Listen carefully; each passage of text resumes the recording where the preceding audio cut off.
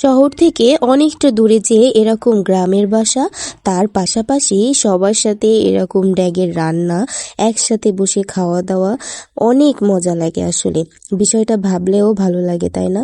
তারপর এরকম গরম গরম নিজের হাতের মুড়ি ভাজা আর বাচ্চাদের সাথে খুনসুটি দুষ্টুমি সবকিছু তো আছেই। আর আমার মেয়েরা গ্রামের বাসায় যে কি দুষ্টুমি করেছে সেটাও আপনাদের সাথে শেয়ার করব। তো চলুন বিষয়টা শুরু থেকে শুরু করা যাক। দিনটি ছিল ঈদের চতুর্থ দিন।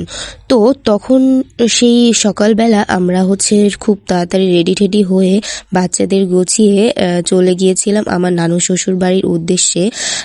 তখনও কিন্তু আমার গায়ে 102 ডিগ্রি জ্বর ছিল। আমাদের এই প্রোগ্রামটা ছিল ঈদের দ্বিতীয় দিন, কিন্তু তখন আমি ভীষণই অসুস্থ ছিলাম।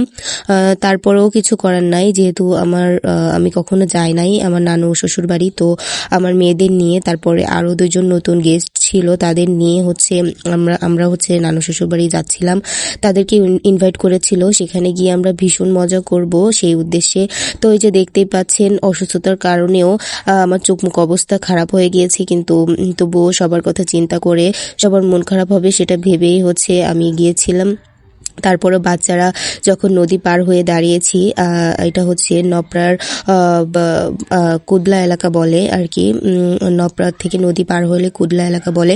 আমার আম্মুর বাপের মানে আমার শাশুড়ির বাপের বাড়ি আর আমার নানু শ্বশুর বাড়ি। তো সেখানেই আমাদের প্রোগ্রামটা ছিল। তো এই যে দেখতেই পাচ্ছেন, চলে আসছি আমাদের নানু শ্বশুর বাড়ি। সেখানে বড় একটা উঠান ছিল আর বড় একটা ছবেদা গাছ ছিল। সেই ছবেদা গাছের ছায়ার নিচে সবাই গোল বৈঠক করে বসে সবাই কথা বলছিলাম, সবার সাথে পরিচিত হচ্ছিলাম।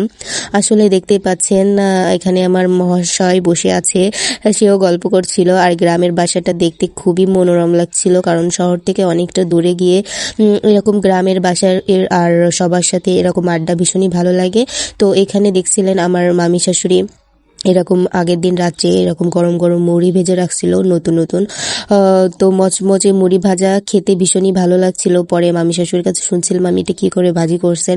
মামি বলল যে এটা তোমার গরম তাওয়ায় করে আর কি, চাল দিয়ে তারপরে এটাই নাড়াচাড়ায় কিভাবে কি করে সেভাবে ভাজি করছে। আসলে খেতে ভীষণই মজা লাগছিল। তারপরে মামি আমাদের মিষ্টি মুখ করালো, মিষ্টি শরবত এসব দিয়ে। তারপর এখানে যেহেতু আমাদের যেতে যেতে দুপুরবেলা হয়ে গিয়েছিল, প্রায় 1:30 বেজে গিয়েছিল, তখন সবার খাবার আয়োজন করছিল। এরকম ব্যাগে করে সবাই রান্না বাড়া করেছিল। আসলে সেটা আপনাদের সাথে বেশি শেয়ার করতে পারি নাই, কারণ তখন অলমোস্ট রান্না বাড়া কমপ্লিট। আর আমরা যেতে যেতে 1:30 বেশি বেজে গিয়েছিল। তো আশেপাশের পরিবেশটাও আপনাদের দেখাচ্ছি।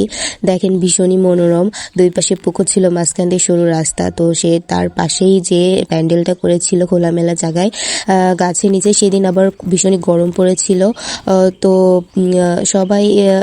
সবাই একটু কষ্টই পাচ্ছিল গরমে, কিন্তু তারপরও গাছপালার যে বাতাসটা, সে বাতাসটার জন্য ভালো লাগছিল। এই যে তারপর আমরা সবাই মিলে খেতে বসে গেলাম, একসাথে সবাই মিলে বসেছিলাম, ভীষণই আনন্দ হচ্ছিল। বাচ্চারাও সাথে বসেছিল, তাদের দুষ্টুমি, তাদেরকে একটু খাওয়াই দেওয়া, সবার সাথে খেতে খেতে আড্ডা দেওয়া আসলে ভীষণই ভালো লাগছিল। এখানে ছিল রোস্ট, পোলাও, গরুর মাংস, সবকিছুই ড্যাগের রান্না, ভীষণই মজা ছিল। তারপরে যে দেখতেই পাচ্ছেন আমার 2টা বান্দর, মানে ছোট ছোট 2টা বানর আর কি, এরা গাছে উঠে বসে আছে। মানে আর এরা দুজন এদের পাপা, মানে আমার আর এক মামা শ্বশুরের 2টা ছেলে। তারাও আমার ফাইজাফিয়াকে ভীষণই ভালোবাসে, আমার ফাইজাফিয়াও তাদের ভীষণ ভালোবাসে। আসলে তাদের অবদান আমার বাবুদের লাইফে অনেক বেশি, অনেক কষ্ট করেছে আমার বাবু হওয়ার সময় তারা। তো এটা আমি কখনোই ঋণটা শোধ করতে পারবো না। তারপর যাই হোক, এখানে আমরা যাচ্ছিলাম গ্রামের সরু রাস্তা ধরে।